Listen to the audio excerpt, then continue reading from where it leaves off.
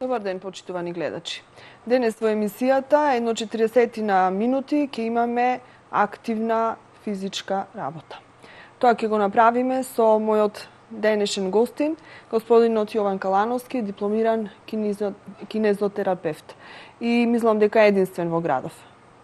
Добре дојде во емисијата Под лупа. Добре најдов, Леонидо. Не знам дали сум единствен. Може да сегниме некој, ама благодарам што ме покани. Темава е интересна од повеќе аспекти, барем за мене, а сигурна сум дека ќе ги заинтересираме и гледачите, затоа што некако станува се помодерно луѓето да одат на вежбање. Дали е тоа аеробик, пилатес, фитнес и што уште не. И сето тоа е добро доколку е контролирано од стручно лице. Колку е тоа кај нас случај? Значи, дали сите оние кои што одат вежбаат на право место и на прав начин? Па вака, на почетокот прашањето го започна многу правилно, тип многу повеќе се креа свеста за вежбање кај луѓето. Секоја година, како што поминува, барем јас сум инструктор веќе 6-7 години тука во нашиот град, гледам се поголема заинтересираност. Не само за пилатесот што јас го давам, гледам повеќе заинтересираност и за во фитнес центрите, исто така аеробик, јога, други дисциплини. Тоа е се така затоа што се повеќе се креа свеста кај луѓето дека вежбањето е неопходно. Дека тоа вежбање е начин до здравје, дека тоа вежбање ќе ги претпази од можни проблеми, дали тоа се здравствени, дали тоа се разноразни проблеми. Вежбањето ти ствара еден заштитен зид околу самиот себе и вие сте поимуни, метаболизмот ви работи многу подобро, многу посигурно, постабилно се чувствувате и слично. И многу ми е мило што гледам дека веќе секој пројавува интерес за вежбање, како возрастните, така и малите и децата. Веќе гледам многу школи за фудбал, за кошарка, за ракомет, гледам многу карате школи, што е нешто секој град го посакува да има толку и такви школи за спортски разговараме. И баш е многу добар податок што ево веќе луѓето почнаа да вежбаат и веќе внимаваат самите на себе. А кога веќе зборуваме за вториот дел од прашањето, колку е тоа квалитетно и колку нашиот град располага со квалитетен инструкторски кадар, да зборувам. Јас искрено може да не сум толку запознат со сите тие инструктори. Можам да кажам во комуникација со моите колеги, со мои пријатели што ги познавам, кои што имаат такви школи, дали се за аеробик или за пилатес, дали фитнес, имаме квалитет, ама и немаме квалитет. Не можам да го дефинирам тој одговор дали имаме, но секогаш, како во секоја една категорија, се има квалитет, но некаде и се нема. Некој има такви стручни лица кои што го дипломирале тоа многу време, кои што учеле да го предаваат таа дисциплина, дали е аеробик, дали е тоа фудбал или карате. Имаме врвни мајстори по карате во градот и слично, затоа не можеме да кажеме дека немаме стручен кадар, но можеме да кажеме дека има и таков кадар нестручен кој што навлегува во категоријата на тие стручни инструктори, професори, мајстори и слично. Така. Сите од вежбањето очекуваме позитивен бенефит, рековме, дали зацврстување на нашата физичка кондиција, физичка состојба, дали пак гледано од психички аспект, затоа што преку вежбањето се растеретуваме од стресот со кој што ние сите секојдневно се соочуваме, но колку вежбањето може да има и контраефект ако не се прави онака како што треба. Затоа што треба да се прави под стручен надзор, рековме, на инструктор, не да правиме сами вежби како што ќе ни текне, колку што ќе ни текне. И всушност на крајот на криштата секој лице не е со исти физички предиспозиции и не може да ги прави истите вежби како некој друго. Значи треба точно да му се посочи кои вежби и на каков тип вежбање треба да биде насочен и предодреден. Значи точно така, ево, веќе да го објаснам овој податок, точно јас вчера имав многу сличен случај за ова што ме прашавте. Дојде на госпоѓа, ја поздравам ако не гледа, сакаше да тренира пилатес. Пилатесот е една дисциплина која што е релативно доста тешка дисциплина, затоа што вежбаме со сопствено тело, со сопствена тежина, вежби кои што треба да кажеме еден час да го издржиме теретот на цело наше тело во различни положби и слично. Се консултиравме и објаснав што всушност нуди пилатесот. Го гледаше часот, реши дека пилатесот не е за незе и ја препратив на други дисциплини. Секоја една дисциплина, дали е аеробик, дали е пилатес, пред све ние инструкторите треба да му објасниме на клиентот што ние им даваме со таа дисциплина. Значи не може буквално истите ефекти да ги има и карате, и пилатес, и аеробик, и фитнес, и бодибилдинг. Значи тие го градат телото и целиот наш систем на сосем различен начин, кој што ние треба да му го образложиме на нашите клиенти како тоа ние што го предаваме им делува на нивното здравје, на нивната мускулатура пред све, како психофизички ние ги релаксираме или пак ги заморуваме, дали на некој одреден тип на вежби ќе му ствара нервоза, дали некој ќе го релаксира, дали ќе му ствара уморен и после тренингот ќе биде како отепан и нема се чувствува добро, па дали ќе биде наполнет со енергија и слично. Значи ние сме тие кои што треба да му го образложиме. А за разлика од тоа, јас секогаш ги опоменувам моите клиенти, моите пријатели, моите познати, секогаш кога ќе појдат на еден тренинг, кога ќе пристапат кон инструкторот, мора да го побараат од него за тоа што се токму таму во тој момент. А тоа е тие да добијат тренинг, да добијат внимание од инструкторот, да добијат разговор, да добијат едно појаснување што во моментот вежбаме, зошто го вежбаме така, дали е тоа, да се и кажат исто така. Значи се дешава и на секој инструктор да заборави во брзина и слично, да опраша секој еден клиент дали има некаков проблем, например, дали ние здравствен, да, некаков проблем или физички проблем. Без разлика, значи мора да има познанство дека ако некој одреден проблем му пречи на неговиот тип на вежбање, треба тоа или да скокне таа вежба, некои вежби треба да се елиминираат. Доста често се среќавам кај мене, особено со луѓе што имаат проблем со грбот, со дискус херни. Дискус хернијата забранува еден тип на вежби. Значи јас мора сум тука присутен да ги контролирам и на пример на одреден број од клиентите да му кажам таа и таа вежба не смеете да ја правите. Во секоја дисциплина треба еден совет до сите тие што сакате да вежбате. Ако некоја одредена вежба прави тешкоти и прави проблеми, обавезно се консултираат со инструкторот дали треба да ја прават таа вежба, да објаснат дека таа вежба има некаков негативен ефект врз нивното тело.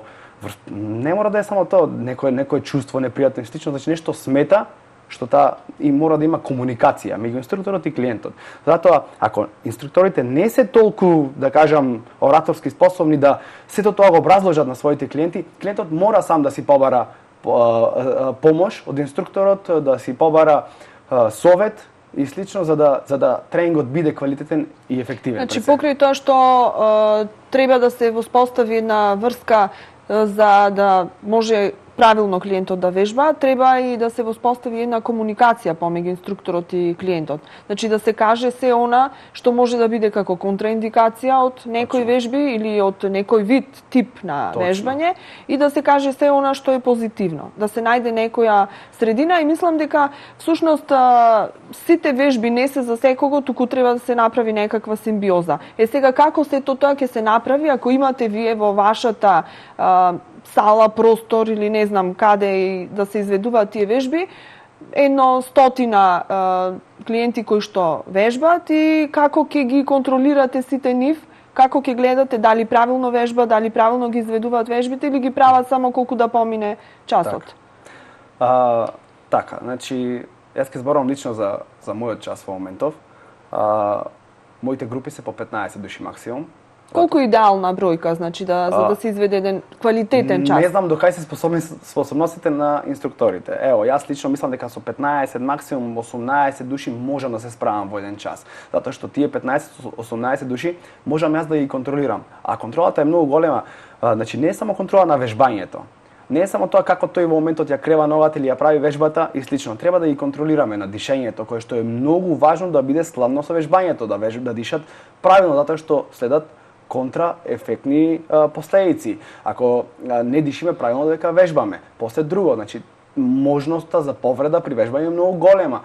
Ние треба да сме спремни да го предпазиме одреден клиент, дека во моментот кога прави некоја вежба можноста се повреди. Ние тоа треба да го видиме, да го предвидиме, да го заштитиме со совет, со превентива или слично.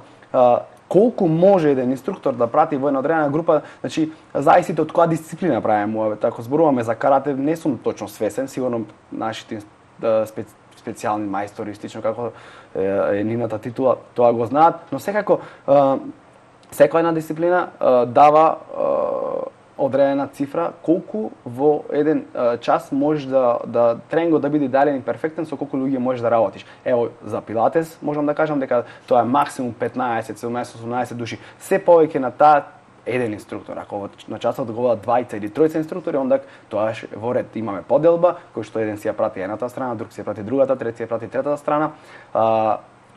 Не можеме да посветиме внимание на повеќе од толку луѓе. Сигурно ќе има проблеми, сигурно ќе има недоволно посветеност наша према нив, сигурно ќе има незадоволни клиенти, не ме запримети, јас обратно ја правев. А не дај Боже ако станат некои проблеми здравствени кои што можат да станат, неправилно дишење, неправилни движења, некој ако работиме со дечиња па веќе уште по проблематиката многу голема може да настанат деформитети, може нешто да се деформира, многу се кревки, многу се меки, мораме максимално да внимаваме на нив,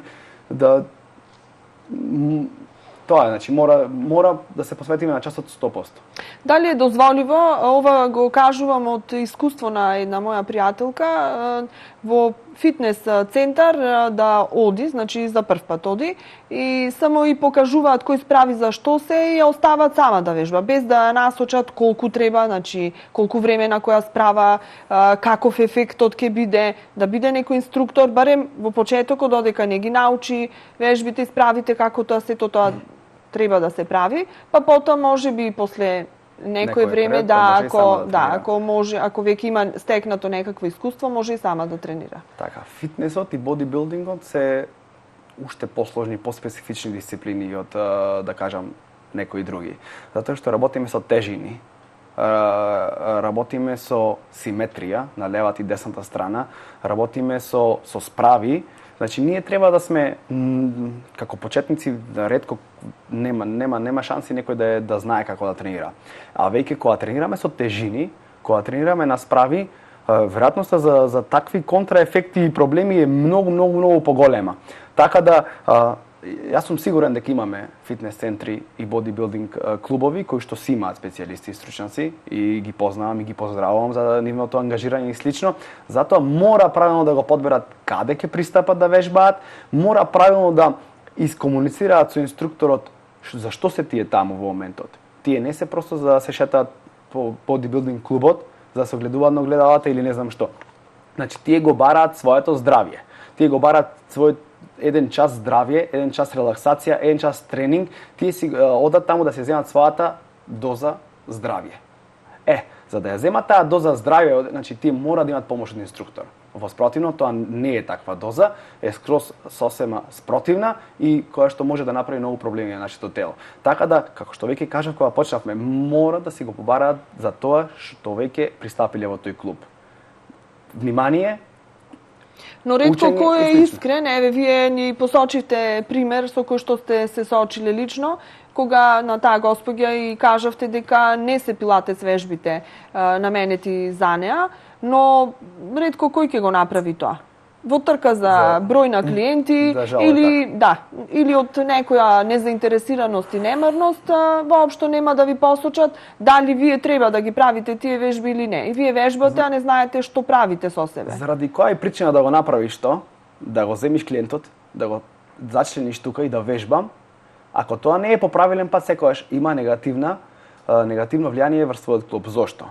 Јас од искуство овие 6-7 години што работам со пилатесот, подобро е да му кажеш не можеш да вежбаш тука или не е за тебе, или да му посветиш внимание затоа што тој истиот клиент ќе ти донесе уште многу клиенти и членови заради твојата посветеност и професионализам. А во спротивно, ако тој член остане незадоволен, ти најмногу што ќе искористите една или две чланарини негови, а за разлика од тоа ќе ти бие лош глас, ќе ти бие, нема да си ги викне своите пријатели, нема да те рекламира. Најдобрата реклама за нас клубовите е нашата устна реклама од човек на човек што викаме. Така, сега, кога би размислиле подобро, многу подобро е да се измачиш, што кажеме ние, ако треба да одработиш денеска 5 сати, да одработи 10 сати врз своите клиенти, тие клиенти ќе донесат уште повеќе работа.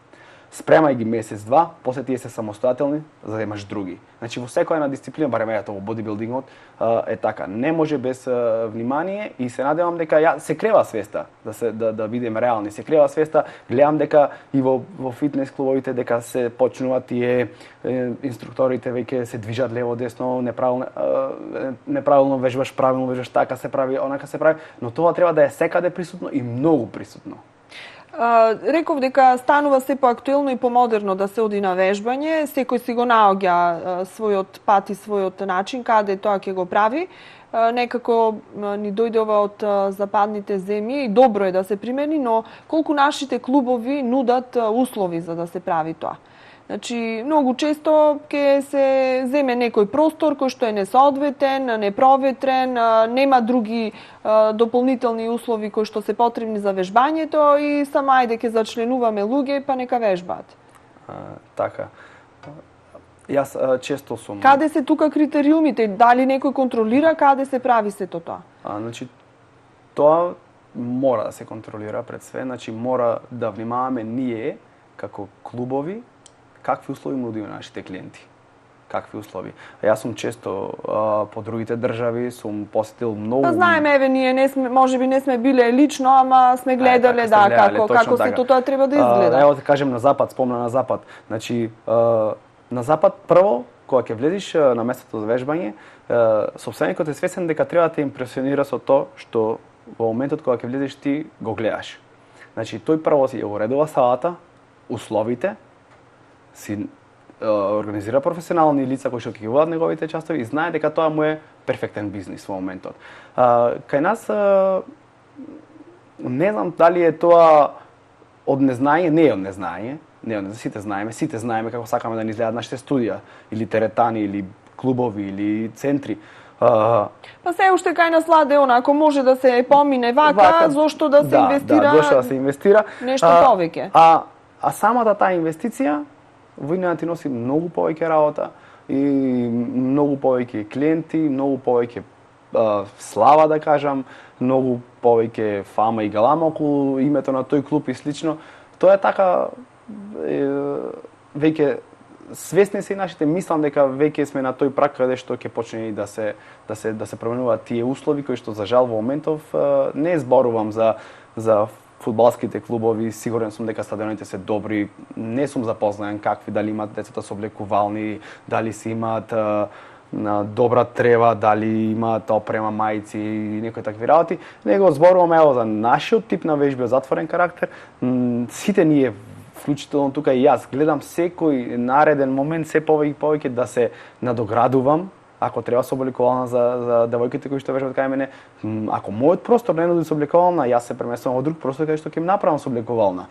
И некој, значи мора да ги задоволуваме потребите на нашите клиенти затоа што нивото да се тоа е начин на професионализам. Значи или сме професионалци или како што кажат туркаме. Значи имаме ли професионалци во нашиот град? Има доста клубови, ако се земе во предвид колкав е бројот на жители, имаме и можеби повеќе од што е потребно. Дали имаме професионалци? Па да, несомнено. Ако ги земеме севкупно, ако разговараме за сите дисциплини, сите спортови, сите вежбачки дисциплини, имаме професионалци. Просто како што кажав на почетокот, луѓето треба да се консултираат и каде да се упатат. Сега само да разграничиме, се извинувам, ви упадна во збор, ама памте тесија мислата. Значи професионализмот се темели на соодветно образование и на искуство. Значи може би имаат искуство нашите тренери, но немаат соодветно образование. Или пак обратно. Не е само тоа. Имаме ли симбиоза од тоа? Образование и искуство и мора да се прати секој тој тренд секако, да се апгредираме ние, да се надградуваме постојано, како инструктори, како терапевти, како фудбалски тренери, како било што, ние постојано треба да пратиме што е тоа ново што го имаат другите, што го немаме ние, за да му го прилагаме на децата. Ако јас не знаев, мене замене како кинезитерапевт, ќе кажам, кинезиотейпинг, метода со лепење ленти за спортистите ми беше доста непозната, па ми беше добро еден предизвик да ја научам, затоа Вие студиравте во Бугарија, кај нас нема, значи ваква кинезитерапија, факултет, Ваков специјалност нема, да. Значи еве и тука имаме еден пропуст, затоа што немаме во нашата држава, а сакаме да одиме напред, да одиме во чекор со другите развиени земји. Тоа веќе е прашање од голем карактер, така да имаме многу минуси и како држава и како све образованието, се уште да кажам малку ни тапка, ама кај инструкторите треба да влечат знаење од настрана, дали од исток, дали од запад, секоја дисциплина различна, боречките вештини ќе влечат од исток, другите ќе влечат од запад, како и да е, мора да влага, да инвестираме самите во себе, мора да инвестираме, мора да ги пратиме тие. Не може фудбалскиот тренинг кој што јас го тренирав пред 20 години и сегашниот да бидат исти. Може некој дел од него, кондиционерот или дел за истегнување да бидат исти, ама не и тренингот и све. Знаете што, некои работи се сега можеби подобри од пред 20 години, ама не сите. Например, една паралела ќе направам. Часот по физичко образование и воспитание, тоа што така се викаше, беше ми се чини пред 20 на години повеќе многу поквалитетен и посодржаен отколку што е денес. Но мислам дека и тука веќе почнува нешто да се менува за среќа на нашите деца. И во вториот дел на емисијата ќе зборуваме токму за најмладите, затоа што многу проблеми се јавуваат ако немаат правилна физичка активност, ако не се развиваат правилно физички. Потоа имаме посериозни проблеми во текот на животот, за да сите тие се сведат на минимум. Треба од најмала возраст да ги насочиме како правилно треба да вежбаат и да спортуваат. Сега малку ќе ве одморам. Овој дел од тренингот ни заврши, па потоа продолжуваме на тема за најмладите. Како тие вежбаат и кога доаѓаат кај вас во вашето студио, дали веќе кога можеби и малку доцна.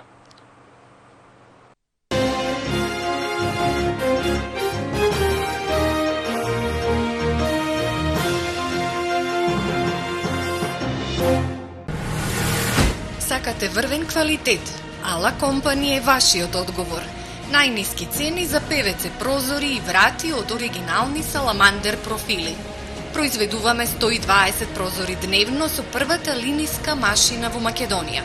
Совршена прецизност во изработката и брза достава е нашиот заштитен знак. Квалитетниот оков е гарантиран од германската фирма Зигенија. Произведуваме метални каси за собни врати, комплетни решенија за гаражни врати, противпожарни врати и хитот во модерната архитектура, стаклени фасади. Сите водечки германски брендови во ПВЦ индустријата на едно место. Ала Компани, индустријска зона Мороишта, Струга. Секогаш можеш да направиш супа, но можеш ли да измамиш насмевка? Да ја вратиш страста? Да подариш топлина?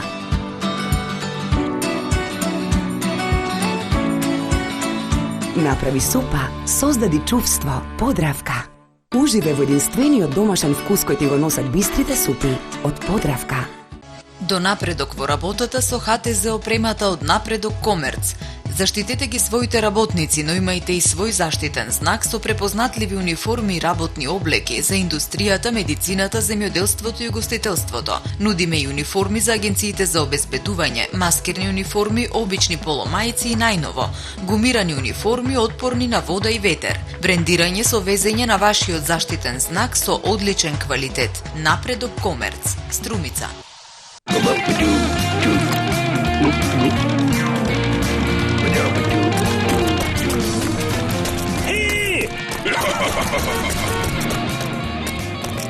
Red ти дава крилја. Смоки Мега Хрскер. Повеќе кикирики за посилен вкус. Никогаш посилен. Смоки Мега Хрскер.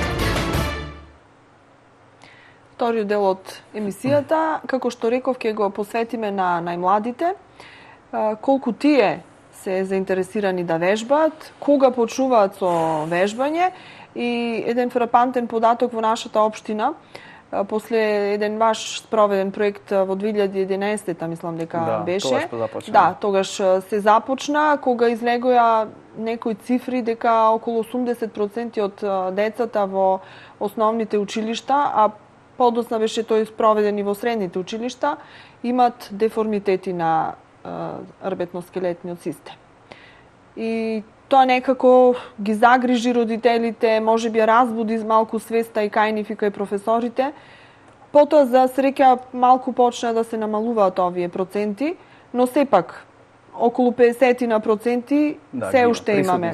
Присутни се и тоа е висок процент за во ова време да имаме такви деформитети, на вистина недозволиво. Кога почнуваат дечињата да вежбаат, еве кај вас имате, работите со деца, работите со возрастни, колкав е интересот и на колкава возраст се јавуваат? Па вака сега, детските групи по принцип работам со деца од 7 до 17 годишна возраст. Детските групи се многу добри. Работиме детска корективна гимнастика, детски пилатес, кој што се вежби за општо развивање и раст на телото пред све. А имаме таа корективна гимнастика, корективни вежби кај деца кои што веќе имаат некој деформитет и проблем, да работиме на тој проблем, да го искоригираме, да нема деформитет кој што може да направи проблем, да го предпазиме детето во иднина од проблемите кои што тие деформитети ги даваат. Точно е дека 2012 година од прилика беше првиот проект за безбеден раст на децата во Охрид, заедно со луѓето од образование, тогашното образование 2012 на општина Охрид, го реализиравме тој проект. Голем поздрав до сите тие кои што многу се ангажира за тој проект, беше прекрасен проект.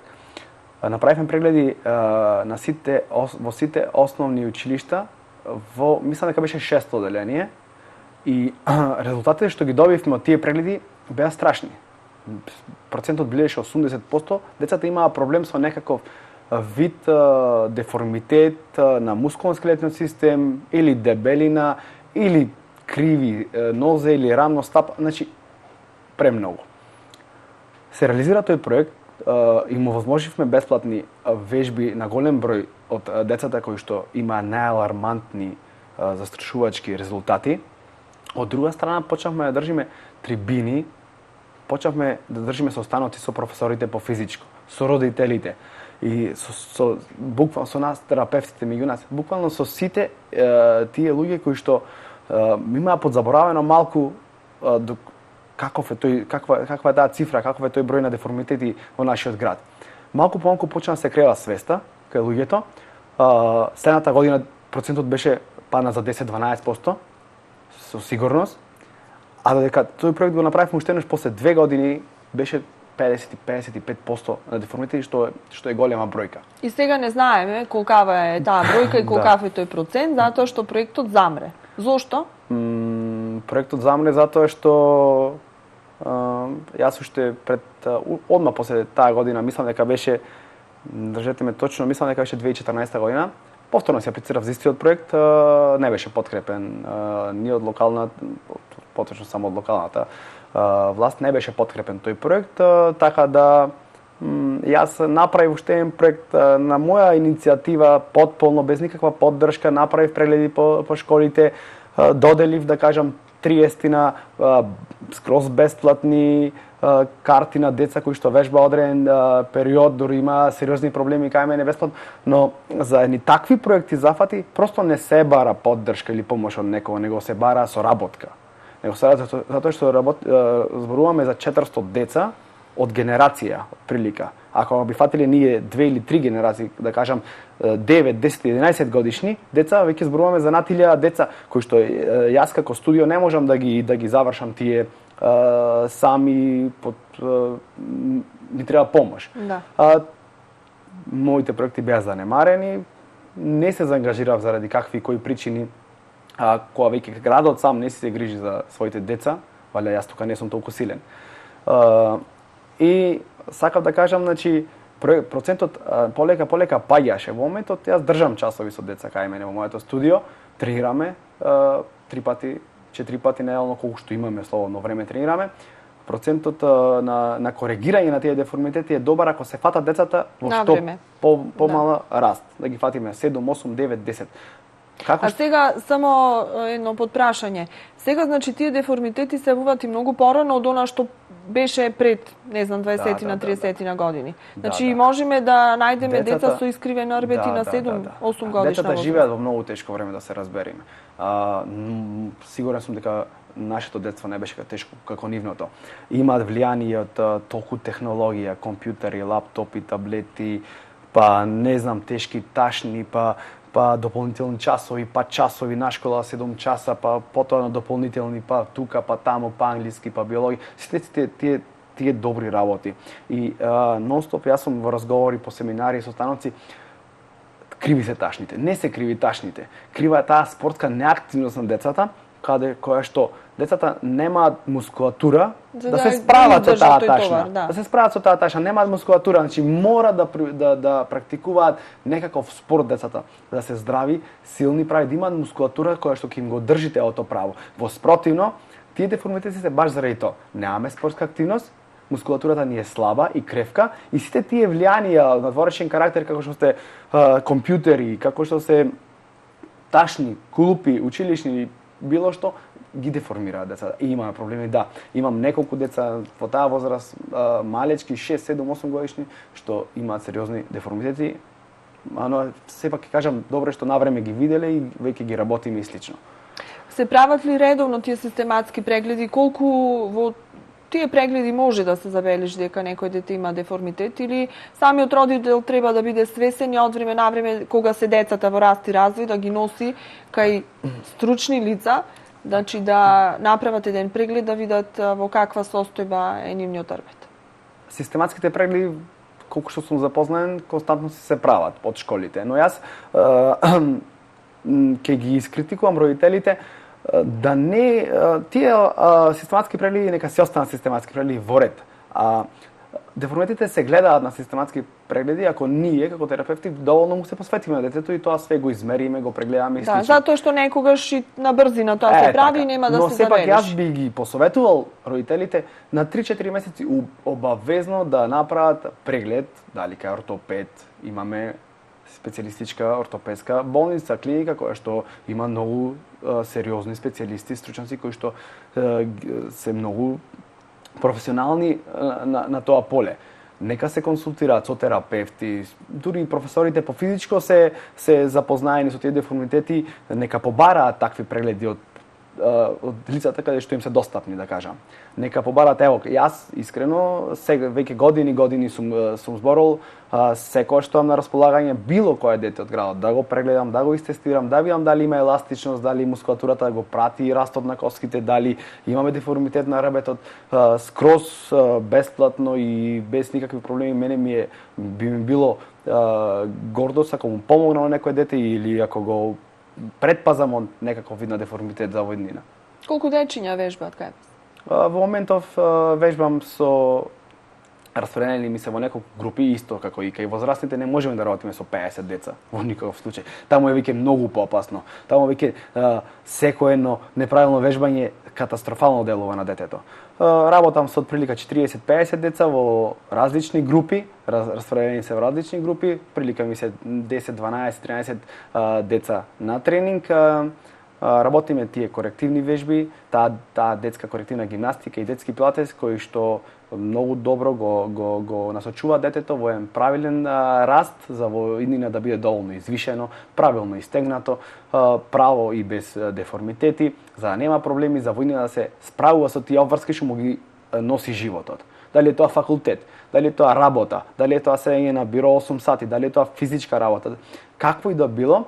Еден мој драг професор кажа, ќе дојде време кога ќе немаме работоспособни деца заради тие деформитети. Баш заради тоа јас сакав да крениме таа свест на многу високо ниво, за да се посветиме на децата, пошто сепак тие се нашата иднина, тие ни се нашето најважно нешто.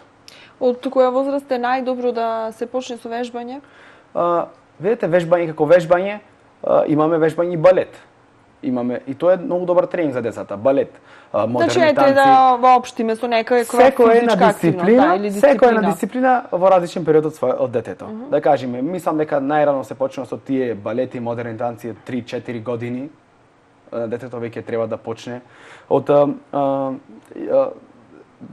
мислам дека од да кажеме 5 години веќе може спортски активност, фудбал, ракомет и некои тие работи. Значи детето само ќе каже ќе ја пројави таа љубов кон тренингот кога ние сме должни да му нудиме на детето, да му представуваме ова е тој спорт, ова децата не знаат, на 3 години, 4 не знаат што е балет. Него кога ќе му представиш нешто, добива љубов према балетот и се почнува да се тренира. Знам дека балетот дава прекрасно истегнување, прекрасни вежби, и сега колку правилно го презентира инструкторот тој балет.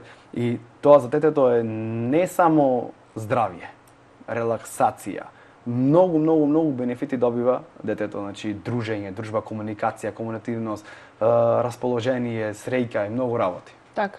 Реков дека и во претходниот дел од емисијава дека часовите по физичко образование некако како да го изгуби она значење што го имае порано.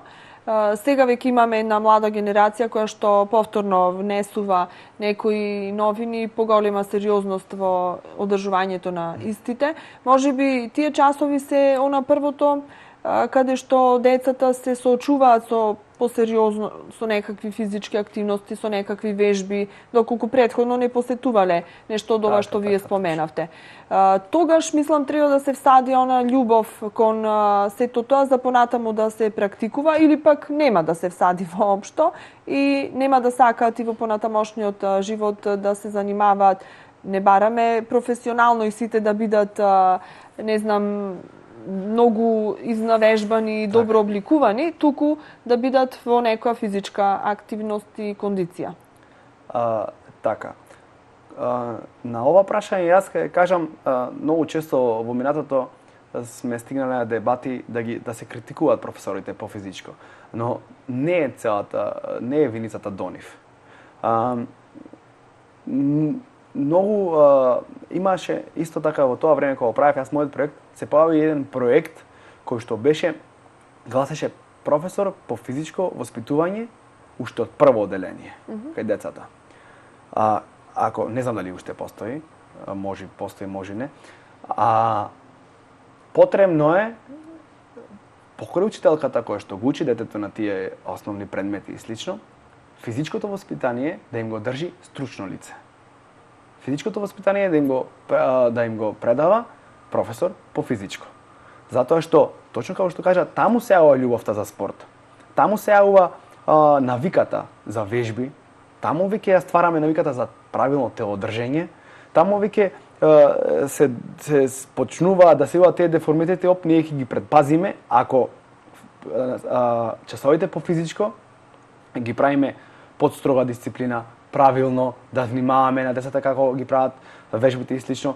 Знаат професорите се запознати како треба да почне еден час, како треба да заврши, со загревање, со истегнување, со активност, со спортови и слично. Значи мора и уште би напоменал, исто имаше една идеја, не знам дали е реализирана, што е можно повеќе часови по физичко образование во школите, и во основните, и во средните. Не е се уште реализирана. Па добро. Имаме вака стеа, значи од една состојба на незаинтересираност тотална на некои деца да се занимаваат со некаква физичка активност или спорт, до обседнатост за занимавање со овакви физички активности и одење на вежбање, посебно машките, посетување на студијата за бодибилдинг, во оној период кога го оформуваат своето тело, кога се во некој преоден период од пубертет во тинејџерство, па сакаат сите убаво да изгледаат, но колку тоа може да биде штетно за нив, затоа што покрај напорните вежби, кои што понекогаш и не може да ги издржат, користат и разни суплименти кои што може да бидат опасни по нивното здравје.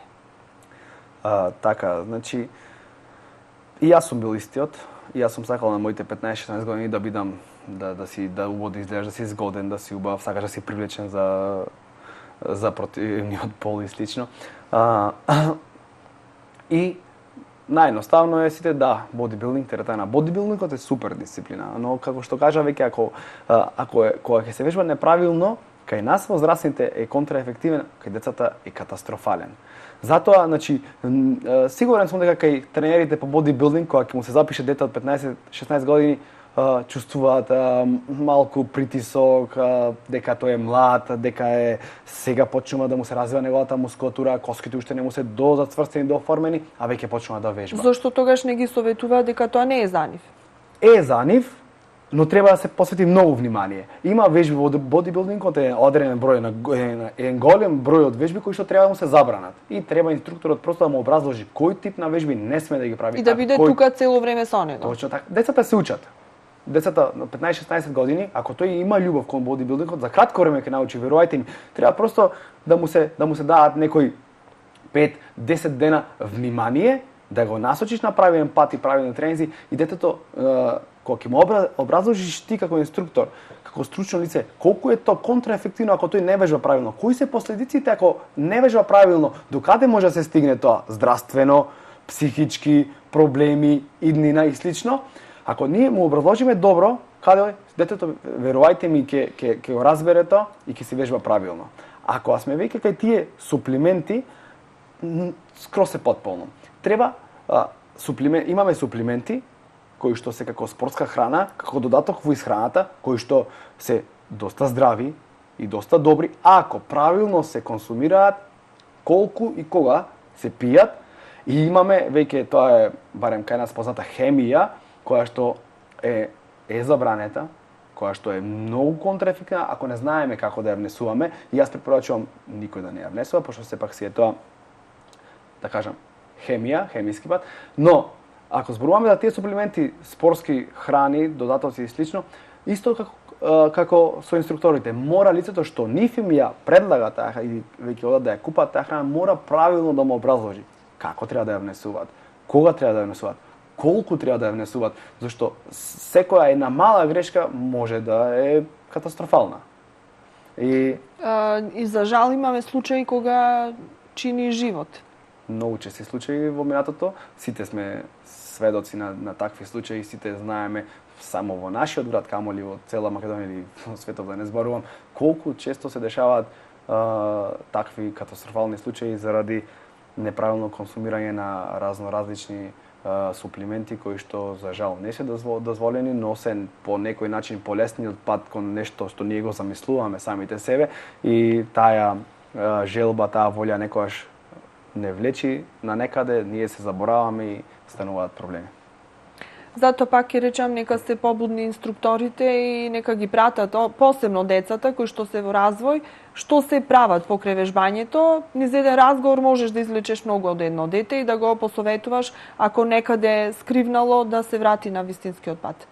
Јован, што вежбаш ти? Пилатес. Пилатес. Колку мажи вежбаат пилатес? Па не знам, многу малку предполагам. Па не знам, некако не дефинираат како понежна дисциплина која што не знам, треба направам предизвик кон мажи, сигурно да ја праваме заедно, па да видиме колку е лесна, колку е тешка. Јас мислам дека не е тоа во Не тренирам само пилатес, значи тренирам и фудбал. Практикувам и кошарка. Значи тие се спортски дисциплини кои што јас ги обожавам. Обожавам еднаш или два пати неделно да појдам во теретана да се истегнам, да направам некои вежби на нивните справи. Го правам тоа затоа што знам дека вежбањето е здравје. Ги обожавам сите тие дисциплини. Кога би имал време да се запишам на некоја дисциплина на јога, би одел и на јога. Сите на тоа е веќе вие сте човек кој што го сакате тоа, значи живеете со тоа и секој момент го користите. Мислам дека пилатес од мажите не го вежбаат затоа што е премногу сложен и тежок за нив. Па добро, сега машкиот карактер малку е по-мек од женскиот карактер, жените се повеќе борци и едно сум сигурен кога ќе на жена ќе ја образложиш сите тие бенефити и работи кои ќе ти ги донесе пилатесот, тие тоа го сваќаат како предизвик и почнуваат да вежбаат. А ние мажите сме малце го бараме секогаш полесни, што кажав, начин до совршено тело. Сакате веднаш да дојдете до тој ефект. Да, така да може полесно ние да забушаваме отколку да сме војници еден час и некој да не командува. Ние сме научени некој да не командува, така да кога се запишеме на часови по аеробик, пилатес и слично, каде што треба да слушаш инструкторот еден час како ти пее над главата, брзо се откажуваме. Ние сме научени да Вие да кажувате. Точно. Добро, и нека е така, еве, може би повеќе инструктори се машки, се определилете за таа професија и се е тоа во ред доколку го извршуваат професионално. Ти веќе си етаблиран во нашиот град, некаде 7 години со кинезитерапија се занимаваш. Твојот клуб екзистира и како што рече, најдобра реклама е од еден на друг. Ако сето тоа се прави на здрава основа и ќе трае долго. Тука сме веќе на крајот на емисијата. Јас би можела уште да му абетиме. Имаме теми и прашања уште многу да отвориме, но знам дека во 19 часот имаш тренинг. Ке те чекаат сите таму на кои што треба да им кажеш како треба да вежбаат.